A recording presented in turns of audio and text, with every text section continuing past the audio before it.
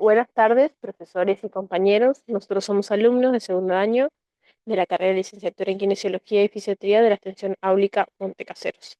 Somos el grupo 5 que está integrado por González Sheila, Martínez Malena y San Pedrilus. Bueno, nuestro tema a presentar es análisis de los huesos y su implicancia biomecánica.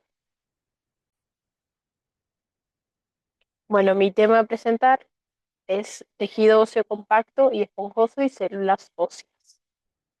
Bueno, para empezar a hablar de este tema tenemos que saber primeramente qué son los huesos. Son estructuras rígidas y resistentes que componen el esqueleto de los seres vivos. Están formados por tejido óseo, que es una mezcla de células, proteínas, minerales y proporciona soporte y protección y movilidad al cuerpo.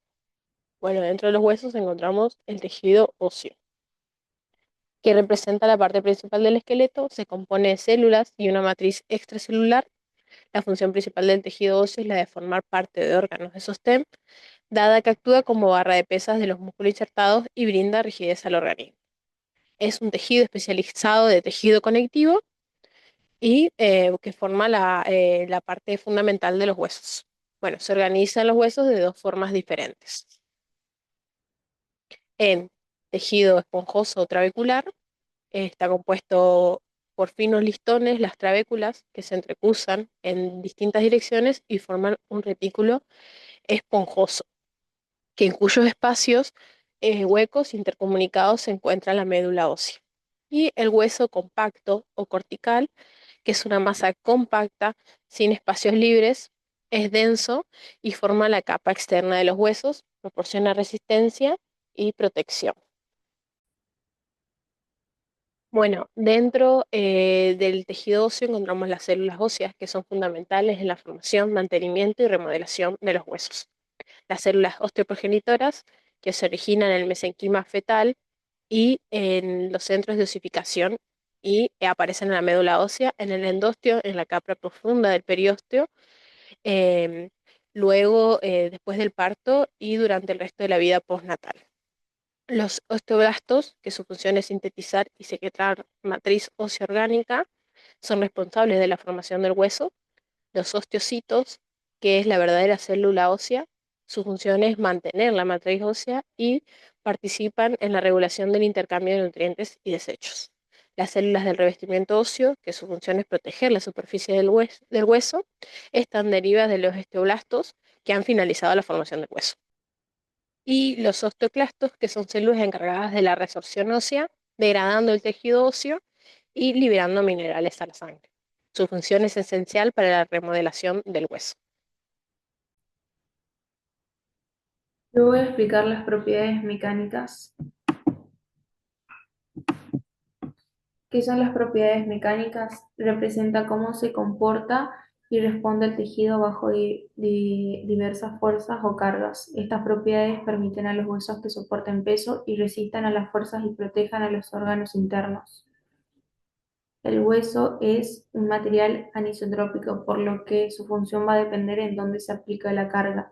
Esta variabilidad depende de la composición del hueso. Tiene una composición inorgánica en donde encontramos al calcio de diferentes formas. En este caso, la hidroxipatita, que es el responsable de la rigidez, la resistencia, la comprensión del hueso. Después está la orgánica, que encontramos al colágeno, que es el responsable de la elasticidad y la resistencia a la tracción del hueso. Las propiedades que incluyen son la resistencia a la fuerza, que permite soportar cargas significativas sin fracturarse. Esta resistencia es mayor en los huesos largos. La rigidez, que mide la resistencia del hueso a la deformación. El hueso cortical es más rígido y denso en comparación al hueso trabecular, pero trabajan en conjunto dentro de un hueso. La elasticidad tiene una capacidad elástica que les permite deformarse bajo presión y regresar a su forma original cuando se libere la carga. Las fuerzas a las que pueden ser sometido un hueso. Está la fuerza de compresión, que son dos fuerzas iguales pero opuestas. Producen un acortamiento y un ensanchamiento del hueso. Estas fuerzas pueden ser amortiguadas por la composición mineralizada del hueso. Después está la fuerza de torsión, eh, que produce un giro sobre el eje del hueso y rodea y produce un movimiento dentro de su estructura. Se distribuye a través de las estructuras laminares para evitar fracturas. La fuerza de flexión. La fuerza de flexión va a producir un doblamiento sobre su eje mayor. En esta vamos a ver una combinación de fuerza que vemos la fuerza de tensión que va a producir un alargamiento y la fuerza de comprensión que va a producir un acortamiento del hueso. Esta se amortigua por sus fibras colágenos que le van a proporcionar cierta elasticidad al hueso. Bueno, yo voy a hablar de qué es la remodelación ósea. La remodelación ósea es un proceso continuo que mantiene la salud y estructura del hueso. Implica la resorción, que es la destrucción, y la formación, que es la construcción del tejido óseo. Se dice que es un proceso continuo ya que mediante el cual el hueso se renueva y repara a lo largo de la vida. Involucra la acción de la célula del osteoclasto, que es la destrucción del hueso, y la célula del osteoblasto, que es la que construye o repara el hueso. Está regulado por hormonas, factores de crecimiento y carga mecánica.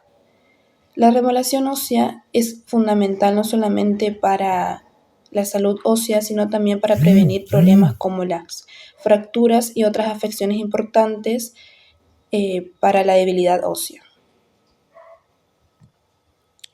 Al contrario, la adaptación a las cargas mecánicas es el proceso por el cual el hueso se ajusta a las fuerzas y tensiones que recibe. Estimula la actividad osteoblástica, la construcción del hueso y ajusta la densidad y estructura ósea. Esto tiene que ver con que el hueso se adapta a las fuerzas y cargas que recibe. Las cargas mecánicas estimulan la actividad osteoblástica, que es la construcción del hueso. Al contrario, la ausencia de esta lleva a la pérdida ósea. Un claro ejemplo es la enfermedad por la osteoporosis, donde se pierde el hueso.